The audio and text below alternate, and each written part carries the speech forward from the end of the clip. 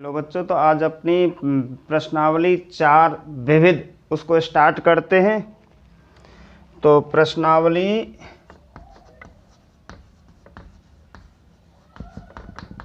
4 विविध, तो इसमें पहला जो सवाल दे रखा है वो अपने पास में पहला सवाल के का हमें मान ज्ञात करना है, जिसमें उसका समीकरण दे रखा है x प्लस वाई माइनस 4 बराबर 0 और 2x प्लस के वाई प्लस के 3 बराबर 0। ये अपने पास में इसमें सवाल दे रखा है। अब इसमें हमें के का मान ज्ञात करना है। के बराबर प्रश्नवाचक चिन्ह, और इसमें दे रखा है अपने पास में कोई हल नहीं है। क्या है? कोई हल नहीं है, ये दे रखा है। तो इस x प्लस वाई माइनस 4 बराबर 0 और 2x प्लस के वाई माइनस 3 बराबर क्या है? 0, जिसमें हमें k का मान ज्ञात करना है और जिसमें दे रखा है कि कोई हल नहीं है। तो सबसे पहले यहाँ पे हल चालू करते हैं। हल चालू करने के लिए पहले इनको अपने पास में जमाते हैं कि सबसे पहले यहाँ पे a1 बटे a2 का मान, a1 इसमें 1 बटे a2 का मान इसमें 2, कॉमा b1 बटे b2, तो इसमें कितना है? 1 बटे इसमें कितना है? k। ऐसे ही c1 बटे c2, इसमें माइनस कितना दे रखा है? 4 बटे इसमें माइनस कितना है? 3, काटने पर 4 बटे 3। ये हमने a1 बटे a2, b1 बटे b2, c1 बटे c2 के मान ज्ञात कर लिए हैं। अब दे रखा है इसमें कोई हल नहीं है, चूंकि समीकरण का कोई हल नहीं है, कोई हल नहीं है, इसलिए इसकी जो प्रकृति का जो सूत्र बनता है कोई हल नहीं का, वो हमें यहाँ पर लिखना है। तो कोई हल नहीं का समीकरण बनता है a1 बटे a2 बराबर b1 बटे b2 not equal to c1 बटे c2 बनता है। अब हम इस पर मान जमाते हैं। a1 बटे a2 का मान ऊपर देखो कितना है? 1 बटे 2 बराबर b1 बटे b2 का मान ऊपर देखो 1 बटे के, 1 बटे के। अब हमें के का मान निकालना है, तो इनसे ही हम मान ज्ञात कर सकते हैं।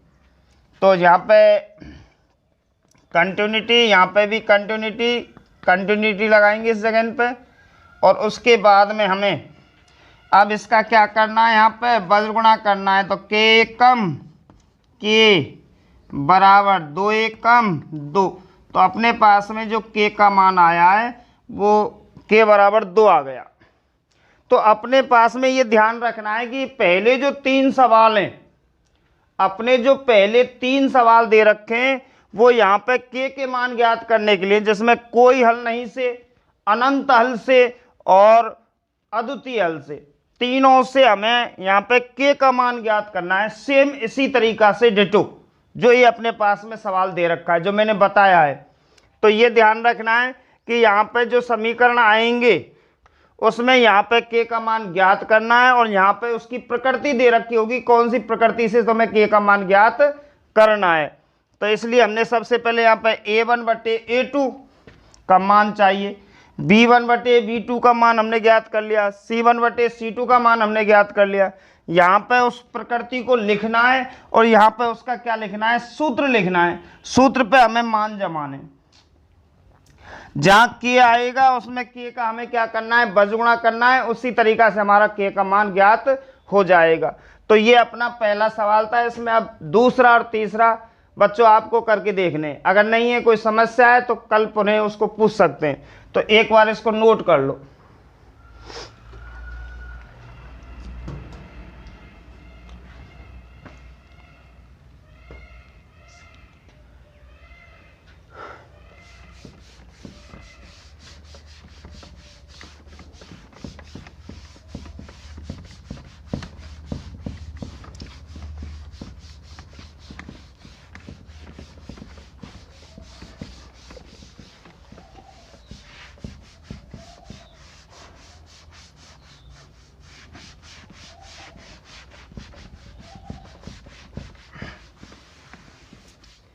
अब अपना अगला सवाल विविध का लेके चलते हैं।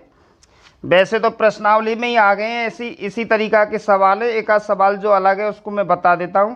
तो क्वेश्चन नंबर, अब डायरेक्ट चलते हैं हम 6वें पे। क्वेश्चन नंबर अपना आ गया 6वां। तो 6वें क्वेश्चन में ये कह रहा है कि निम्न रैखिक समीकरण के युग्म के हलों की प्रकृति बतानी, हलों की संख्या बतानी कि इसमें कितने हल आएंगे। तो सबसे पहले अपने पास में समीकरण दे रखा है x + 2y - 8 बराबर दे रखा है 0, और उसके बाद में 2x + 4y बराबर 16 दे रखा है। तो इसमें हमें हलों की संख्या ज्ञात करने की, इसमें हल कितने आएंगे। तो यहाँ पे हलों की संख्या ये हमें क्या करना है, इसमें ज्ञात करना है प्रश्न के अंदर। तो अपने पास में जो समीकरण दे रखे हैं x + 2y - 8 बराबर 0, x + 2y - 8 बराबर 0 और 2x + 4y बराबर 16, ये अपने पास में दो रैखिक समीकरण दे रखे हैं। इसमें हमें हलों की संख्या ज्ञात करने की, इसमें हल कितने आएंगे, अनंत हल आते हैं कि अद्वितीय हल आते हैं कि कोई भी हल नहीं आता है। इस तरीका से इसमें हलों की क्या बतानी, हमें संख्या बतानी है। तो सबसे पहले वही इसी तरीका से कि यहाँ पे हमें a1/a2 का मान चाहिए। तो a1 का मान यहाँ से लेते हैं, इसमें 1/a2 का मान यहाँ से लेते हैं, इसमें कितना है 2। b1/b2 का मान इसी तरीका से इसमें देखते हैं, यहाँ पे कितना है 2, और इसमें देखते हैं यहाँ पे कितना है 4, काटते हैं तो 1/ कितना आएगा 2। इसी तरीका से चलो इससे पहले इसको हमें मानक श्रेणी के रूप में जमा लेते हैं, जिससे और आसान रहता है। तो सबसे पहले यहाँ पे x + 2y - 8 बराबर क्या है 0। इस समीकरण को इसके नीचे लाते हैं, 2x + 4y, इसे इधर लाएंगे -16 बराबर क्या है 0। ये हमने मानक श्रेणी के रूप में जमा लिया। अब यहाँ पे अंतर आ जाएगा बिल्कुल आसान, a1/a2। सबसे पहले हमें a1/a2 का मान ज्ञात करना है। सीधा सीधा इसमें कितना है 1/ इसमें कितना है 2, 1/2। b1/b2 इसमें 2/ इसमें कितना है नीचे 4, काटने पर 1/2। यहाँ पे देखते हैं c1/c2, c1/c2।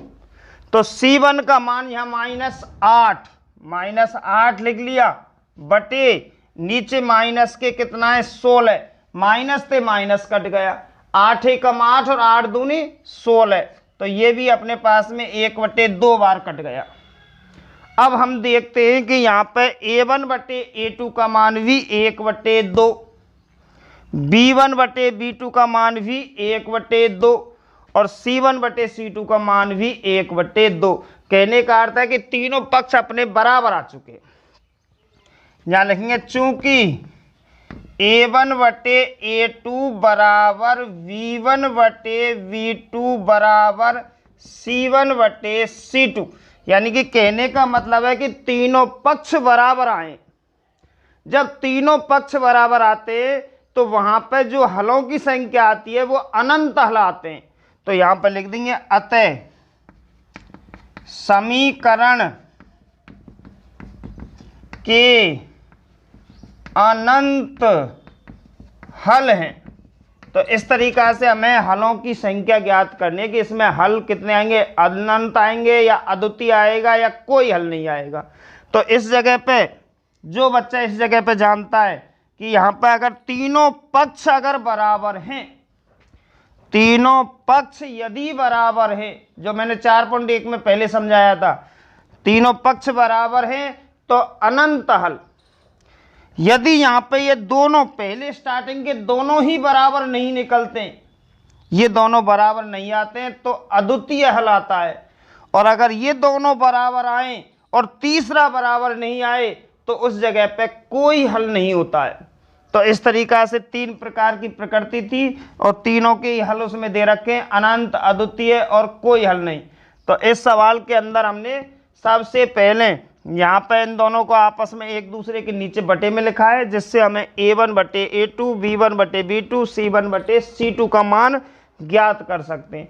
तो उसके बाद में अब ये देखते हैं कि यहाँ पे ये तीनों पक्ष बराबर है या पहले दो बराबर है या पहले दो बराबर है लेकिन तीसरा बराबर नहीं है। तो इस तरीका से यहाँ पे उसके हम हल यानी हल लिख देते हैं। तो इसी तरीका से बच्चों एक बार इसको नोट कर लो, फिर आगे अगला सवाल देखते हैं।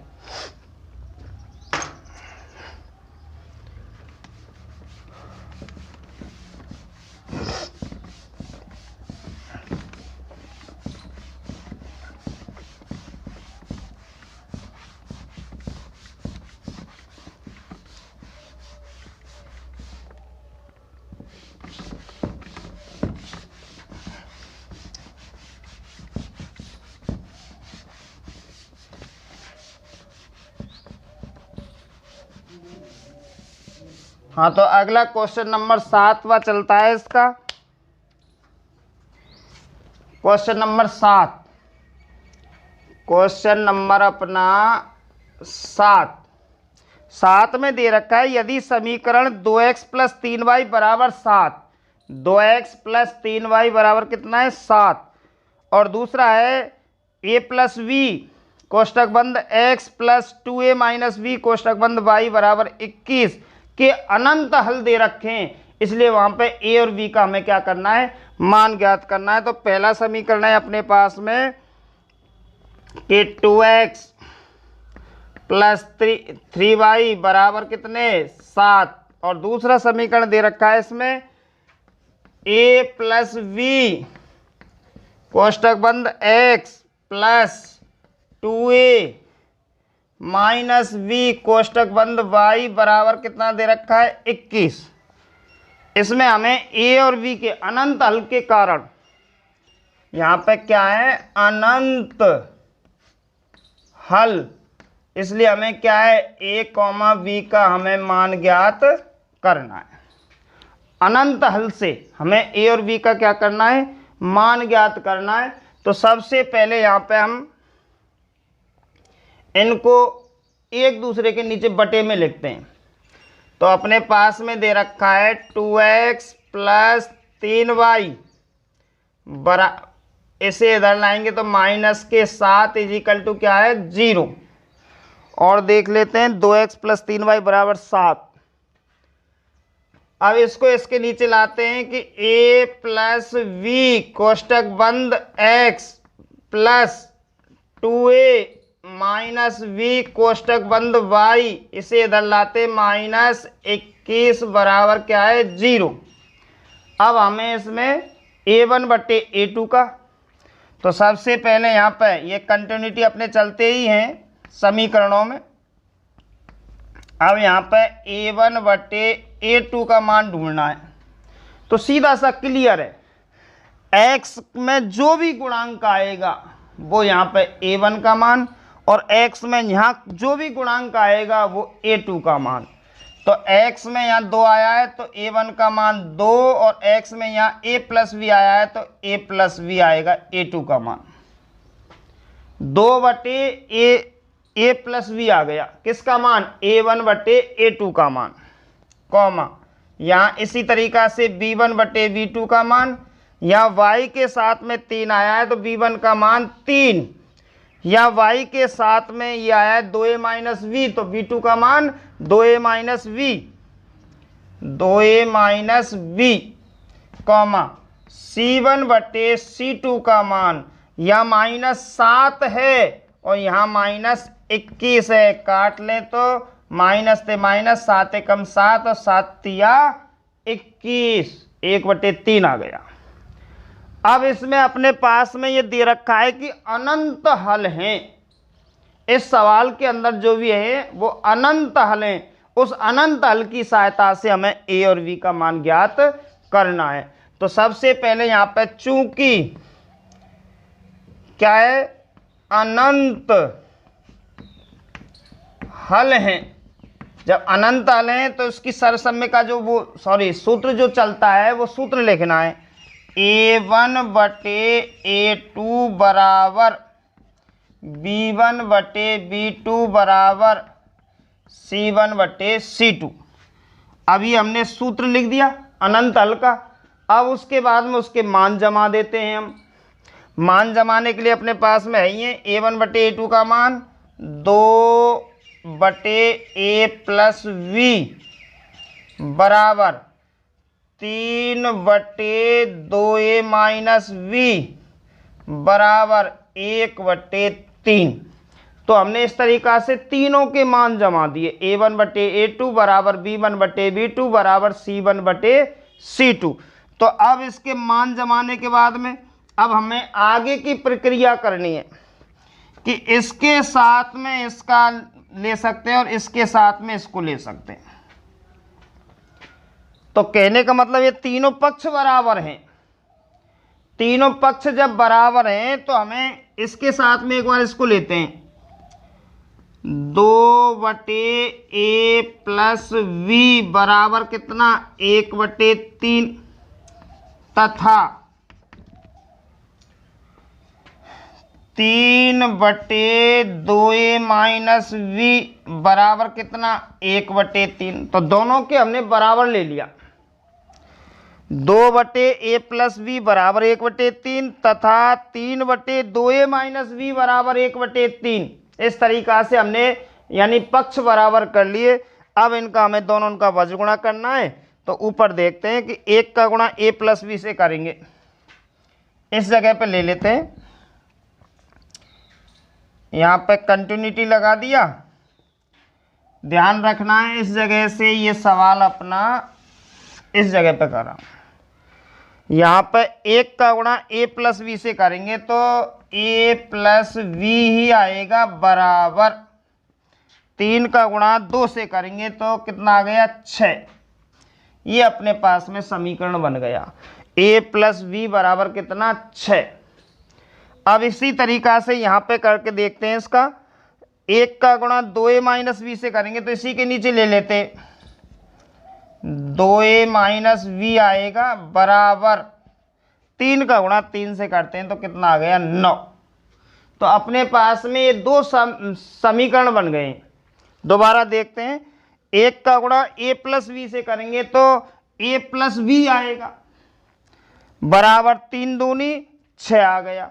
अब यहाँ पर 1 का गुणा 2a माइनस v से करेंगे तो 2a माइनस v आएगा और 3 का गुणा 3 से करते हैं तो कितना आ गया 9। अब हमें यहाँ पे जो 9th क्लास में जो प्रश्नावली थी 3, उसमें विलोपन विधि से 3 या 4 जो भी होगी उसमें जो हमें विलोपन विधि से इस सवाल को हल करते थे उसी तरीक़ा से हमें ये सवाल हल करना है। ये प्लस का ये माइनस का ये कट गए, 1 और 2 ये रहे तो कितने हो गए यहाँ पे 3a बराबर यहाँ पे 9 और 6 15। a बराबर 15 बटे कितना 3। तो a का मान अपने पास में कितना आ गया 5 आ गया। a का मान अपने पास में 5 आ गया। अब हमें b का मान और ज्ञात करना है। तो यहाँ पर लिखना है हमें a का मान समीकरण, a का मान समीकरण। अब जो तुम्हारी इच्छा है इसको हमें 1 मानना है, इसको हमें क्या मानना है 2 मानना है। अब या तो 1 में रख सकते हैं या 2 में रख सकते हैं, परंतु अपने पास में 1 सरल है तो 1 में ही रखेंगे ना, 1 में। तो यहाँ पे सबसे पहले a का मान जमाओ, कितना है 5 प्लस b बराबर कितना 6 और b बराबर 6 माइनस 5 और b बराबर कितना आ गया अपने पास में 1 आ गया। b बराबर कितना आ गया 1। तो इस सवाल को पुनः दोबारा से आराम से बिल्कुल दोबारा से समझना है।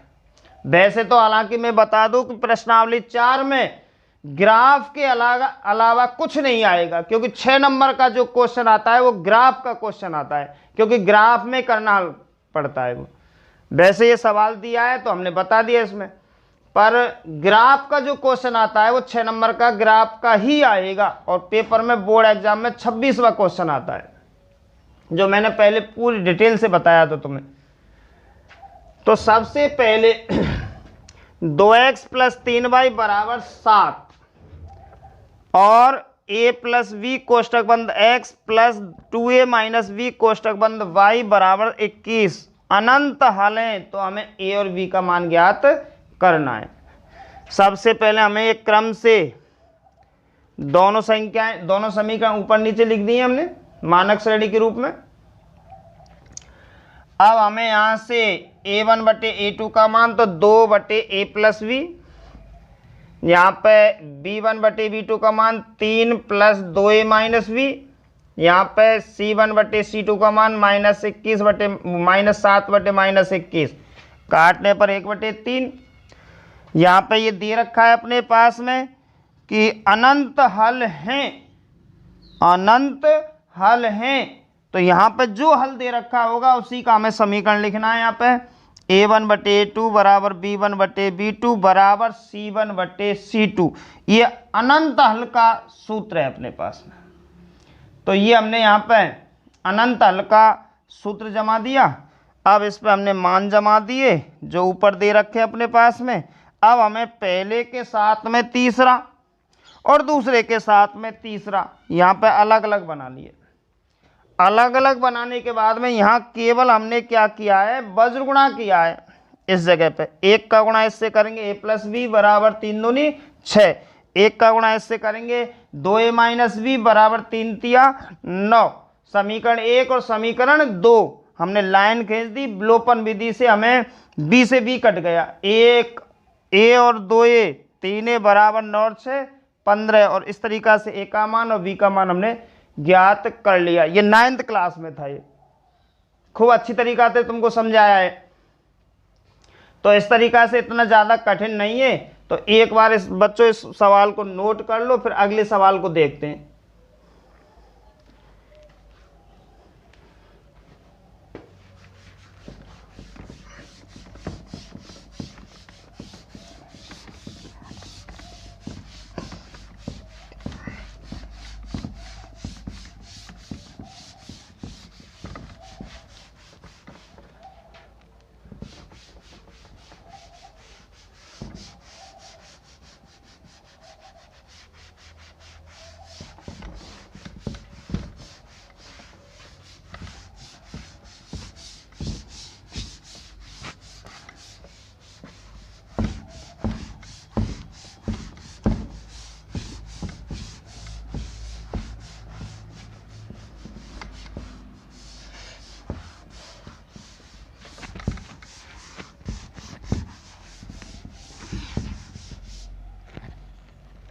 तो वैसे मैंने अगले सवाल जो भी हैं वो 4.1 में और 4.2 में समझा दिए।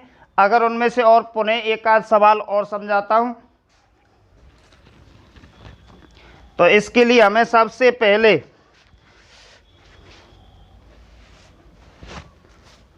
दोबारा एक आध सवाल रिपीट करा देता हूं। तो 8वां सवाल बिल्कुल सेम 4.2 का है, 9वां 4.2 का है और उसके बाद में 10वां और 11वां सवाल अपना 4.1 प्रश्नावली के जैसा है। तो उसमें से एक सवाल ले लेते हैं, 11वां सवाल, सॉरी 10वां सवाल, क्वेश्चन नंबर 10। तो बच्चों लास्ट सवाल है अपना और उसके बाद मैं अगली प्रश्नावली को बढ़ाऊंगा। तो इस सवाल को विशेषकर बहुत अत्यंत महत्वपूर्ण लास्ट सवाल है, इसलिए देखना है, समझना है, क्योंकि अधिकतर 6 नंबर का सवाल इसी तरीका का क्वेश्चन आता है बोर्ड पेपर में। तो अपने पास में 2 समीकरण दे रखे हैं, x प्लस 3y बराबर दे रखा है अपने पास में 6 और दूसरा दे रखा है अपने पास में 2x माइनस 3y बराबर 12। और इसमें जब ग्राफ बन जाएगा तो लास्ट में हमें उत्तर और निकालना है 4x प्लस 3y बराबर हमें a, ये और ज्ञात करना है। यानी कि हमें इसमें से a का मान और ज्ञात करना है। पर ये बाद का काम है। जब सारा ग्राफ बन जाता है उसके बाद में हमें ए का मान ज्ञात करना है। इसको हमें आलेखीय विधि से हल करना है इस सवाल को। तो सबसे पहले हमें यहाँ पे अगर लास्ट में सारी चीज बताता हूं, अगर प्रकृति ज्ञात पूछता है तो प्रकृति भी देनी है। तो प्रकृति के लिए सबसे पहले हमें x प्लस 3y माइनस 6 बराबर 0, इसको इधर लाएंगे। 2x माइनस 3y माइनस 12 बराबर क्या है 0। यहाँ पे a1 बटे a2 1/2, b1 बटे b2 3/-3 काटने पर 1/-1। तो हम जानते हैं कि ये पहले दोनों ही बराबर नहीं है। ये जो पहले दोनों हैं ये बिल्कुल बराबर नहीं है। तो अपना सवाल आ गया a1 बटे a2 not equal to v1 बटे v2। तो यहाँ पे लिख देंगे अद्वितीय हल है, अद्वितीय हल है। तो ये अपना यहाँ पे प्रकृति हो गया, अद्वितीय एवं संगत हल है। अद्वितीय एवं क्या लिख देते हैं, संगत हल है। तो ये इसकी प्रकृति हो गई। तो अगर पूछता है तो जवाब देना है, अगर ना पूछे तो भी जवाब दे दें तो कोई दिक्कत नहीं है, बढ़िया सवाल है, उल्टा बढ़िया सवाल जाएगा। अगर इस प्रकृति को पूछता है तो हमें जवाब तो देना ही है, अगर नहीं भी पूछता है तो हम इस प्रकृति को दे सकते हैं, क्योंकि हमें अब यहाँ से ग्राफ हल करना है। तो अब यहाँ पे लिखेंगे हम आलेखीय विधि, आलेखीय विधि। तो आलेखीय विधि के लिए सबसे पहले हमें यहाँ पे समीकरण उतारने, x प्लस 3y बराबर कितना 6, और दूसरा समीकरण है 2x माइनस 3y बराबर कितना 12। अब यहाँ पे हमें x y के मान ज्ञात करने, x बराबर 6 माइनस 3y। x अपने पास में है ही है, 6 यहाँ पे है, ये केवल 3y का क्या करेंगे, हमें पक्षांतरण करना है। केवल किसका करना है, 3y का। अब 3y यहाँ पे किसके हैं, प्लस के, तो यहाँ पे माइनस के हो गए। यहाँ पे हमें 2x रखना है, 12 पहले से ही है अपने, और यहाँ 3y का माइनस 3y का पक्षांतरण करना है। तो प्लस के कितने हो जाएंगे 3y, और यहाँ पे x और रखना है, x बराबर 12 प्लस 3y बटे कितना 2। अब हमें इसके क्या निकालने, बॉक्स। बॉक्स में मैंने पहले ही तो मैं बता दिया था कि अधिकतम 2 मान और ज़्यादा से ज़्यादा हम कितने भी मान ज्ञात कर सकते हैं। अधिकतम 2 मान और ज़्यादा के लिए कोई निश्चित सीमा नहीं है, जितनी आपकी क्षमता है उतने मान ज्ञात कर सकते हैं, परंतु अधिक से अधिक वो कम से कम 2 मान होने चाहिए। तो हम यहाँ पे 3 मान निकाल लेते हैं। तो बिल्कुल बच्चों ध्यान रखना है इस जगह पे मान निकालने के लिए। अधिकतर जो गलती करते हैं इस जगह पे गलती करते हैं, इनमें अगर जो भी एक या 2 मान अगर गलत चले जाते हैं, एक भी मान गलत चला जाता है तो उससे हमारा ग्राफ गलत हो जाता है। तो यहाँ पे विशेष कर रखना है। अब पहला समीकरण तो बहुत ही ज्यादा सरल है, पहला समीकरण तो बिल्कुल आसान है, सरल है।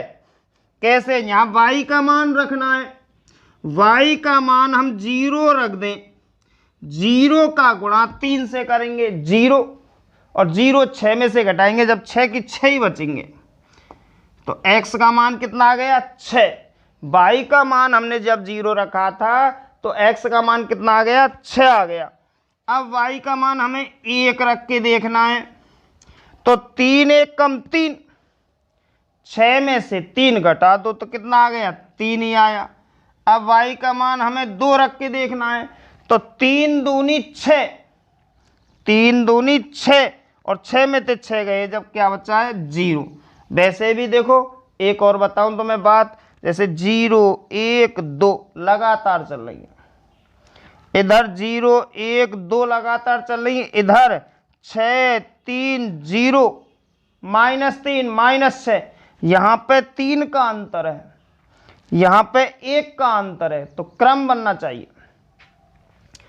आगे यहाँ पे इसी तरीका से y का मान 0 रख देते हैं। y का मान कितना रखते हैं? 0। 0 का गुणा 3 से करेंगे 0, 3 का गुणा 0 से करेंगे 0, और 0 अगर हम 12 में जोड़ें तो 12 की 12, और 12 में 2 का भाग दें तो कितना आ गया? 6 आ गया। तो पहला मान अपना आ गया। अब अगर हम यहाँ प्लस के रखेंगे तो यहाँ पर बड़ी संख्या आएंगे, इसलिए हमें किसके रख लेते हैं? माइनस के रख लेते हैं। क्या दिक्कत है? कोई बात नहीं है। जैसे हम यहाँ पे 1 रखे तो 12 और 3 15 हो जाएंगे, 2 रखे तो 6 और 12 18 हो जाएंगे, बड़ी संख्या आती जाएंगी। तो इसलिए हमें किसके मान रखने हैं? माइनस के मान रखे, जिससे छोटे आ जाए। तो यहाँ पे -1 रखे, 3 1 कम 3, माइनस के 3, 12 में 3 गए जब 9, 9 में भाग नहीं जाएगा। माइनस के 2 रख लेते हैं, जाएगा। किसका रख लेते हैं? माइनस के 2, 3 दूनी 6, माइनस के 6, और 12 में थे माइनस के 6 गए जब 6 बचे, और 6 में 2 का भाग देंगे तो कितना आएगा? 3। अब यहाँ पे -4 रख लेते हैं, क्योंकि वही बात है, यहाँ पे 2 2 का अंतर है, यहाँ पे 3 3 का अंतर आएगा, तो यहाँ पे 0 आएगी। 6 3 और 0, क्योंकि यहाँ 0 -2 -4 -6 -8 -10 -12, 2 2 का अंतर रहेगा। यहाँ पर 6 3 0 -3 -6 -9 -12, मतलब इसमें ऊपर 3 3 घट रहा है, ऊपर 3 3 घट रहा है, नीचे 2 2 घट रहा है। ऐसे इसमें यहाँ पे 3 घट रहा था, यहाँ पे 1 बढ़ रहा था। तो इस तरीका से क्रम बन जाता है। तो इस तरीका से हमने इन दोनों बॉक्सों में 3 3 मान ज्ञात कर लिए। अब हमें इसका ग्राफ बताना है और इसमें आंसर देने। नीचे ऊपर दे लेते हैं अपना आंसर, तो इस जगह पे अपना आंसर, इसको बाद में लिख लेंगे। तो अपने पास में यहाँ पे अतः रेखाएं AB व CD का प्रतिच्छेद बिंदु P कोष्ठक में, इसमें के तो इसमें मिल जाता है, अन्यथा ग्राफ में मिलेगा। 6,0 6,0 है, इसलिए x बराबर 6, y बराबर 0। ये अपने पास में सवाल आ गया। अब हमें उसमें a का मान और ज्ञात करना है। तो a बराबर, अपने पास में जो दे रखा था उसमें a बराबर 4x + 3y दे रखा था, जो हमें मान ज्ञात करना है। क्योंकि x y का मान अपने पास में आ चुका है, तो हम इसका मान देना है हमें। तो a बराबर अपने पास में 4 गुणा कितना लिखना है? x का मान 6 + 3 गुणा y का मान कितना लिखना है? 0। तो यहाँ पर 4 6 24 + 0 बराबर कितना आ गया? 24 आ गया। a का मान अपने पास में 24 आ गया। अब हमें इसका क्या बनाना है? ग्राफ बनाना है। जो मैंने बहुत तुमको ग्राफ बता दिए थे, उसी तरीका से इन बॉक्सों के आधार से हमें ग्राफ ज्ञात करना है। अब यहाँ से पीछे हमें ग्राफ का आंसर देना है, ग्राफ बनाना है। तो इस सवाल को पुनः दोबारा देख सकते हैं।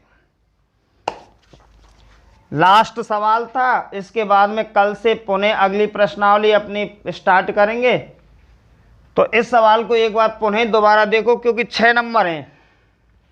ये अपने पास में सवाल दे रखा है, ये हमने इसमें बटे के रूप में लिख लिया है, जिससे आसानी रहती है कि A1/A2 का मान इसमें 1 इसमें 2, B1/B2 का मान इसमें 3, इसमें -3।